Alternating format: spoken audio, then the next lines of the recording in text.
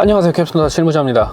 파이널 컷에는 마커라고 하는 기능이 있습니다. 이 마커는 타임라인 위에 올려놓은 클립들을 일정 포인트에 따라서 표시를 해놓는 기능이라고 생각하시면 됩니다. 우리는 이러한 마커 기능을 이용을 해서 편집을 보다 수월하고 편하게 할 수 있기도 하고요. 이후에 있을 수정 단계에서 조금 더 직관적으로 수정될 내용이 어떤 것인지 확인할 수 있기도 합니다. 그래서 오늘은 제가 이 마커를 어떻게 활용하는지 이 방법을 소개해 드리려고 해요. 그러면 화면 보면서 설명드리도록 할게요. 자, 이제 파이널 컷으로 들어왔습니다. 제일 먼저 해볼 거는 마커를 어떻게 생성하는가예요.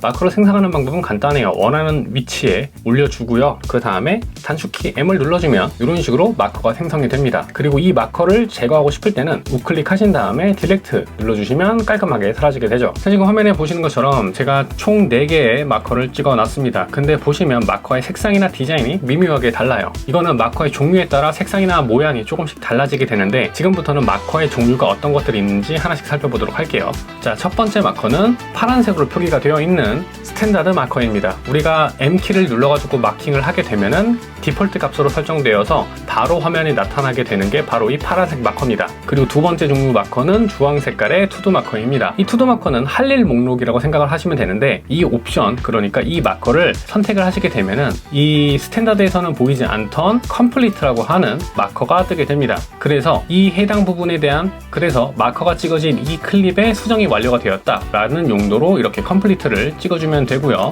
그 다음은 조금 밝은 주황 색깔의 챕터라고 하는 마커입니다. 이 챕터를 선택하게 되면 이런 식으로 바가 하나가 떠요. 이 바를 통해서 어디서부터 어디까지가 해당 마커가 포함된 챕터이다, 이런 식으로 나타낼 수가 있게 되는 거죠. 그리고 한 가지 여기서 더 말씀드리면, 표시 지점에 우클릭을 하시면은 컷, 카피, 모디파이, 스탠다드, 투두, 챕터, 딜렉트와 같은 상세한 옵션을 설정할 수가 있고요. 더블 클릭을 하시면 이런 식으로 마커의 이름을 작성할 수가 있습니다. 자, 그리고 더블 클릭을 하지 않더라도 이 우클릭을 하시면 모디파이라고 하는 항목이 있거든요. 이거를 클릭을 하시고 마찬가지로 여기다가 이름을 다 하나씩 새겨 넣게 될 수 있는 거죠.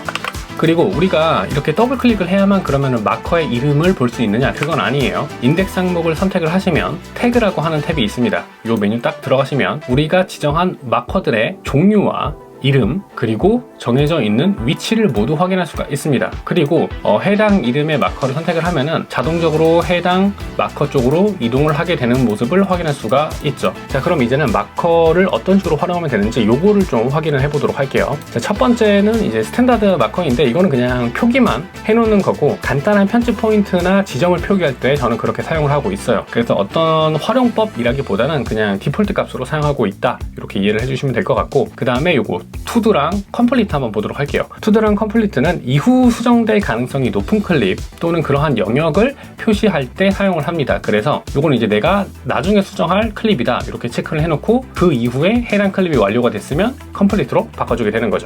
자, 그리고 다음은 챕터입니다. 챕터는 개인적으로는 꽤 활용도가 높은 마커라고 생각을 해요. 특히 유튜브 관련해서는 말이죠. 그 이유는 이제 첫 번째로는 가장 기본적으로 해당 챕터가 어디서부터 어디까지이다 라는 걸 표기해주기 위해서이기도 하고요. 이거를 이용을 하면은 이제 프로그레스 바라고 하죠. 영상의 진행 상태를 분류할 적에도 굉장히 효과적이기도 해요. 그리고 유튜브에서 목차 기능을 분류하기 위한 목적으로 사용해도 좋아요. 특히 인덱스 창하고 같이 사용하게 되면 굉장히 편하게 유튜브의 인덱스 기능을 손쉽게 활용할 수 있게 됩니다. 그리고 이 인덱스 항목을 다시 한번 보면은 여기 노트라고 하는 부분이 있잖아요. 여기다가 해당 마커가 어떠한 목적으로 운영이 되고 있는지 그런 것들을 짧게 메모를 해준다거나 하는 방식으로 운영한다면, 우리가 이후에 편집을 하거나 혹은 편집을 하는 도중이라도 해당 마커가 어떠한 목적으로 생성이 되었는지 손쉽게 확인할 수 있게 됩니다. 이외에도 이 색깔을 다르게 함으로써 마커를 롤처럼 활용할 수 있기도 합니다. 물론 굉장히 제한적이긴 하지만요.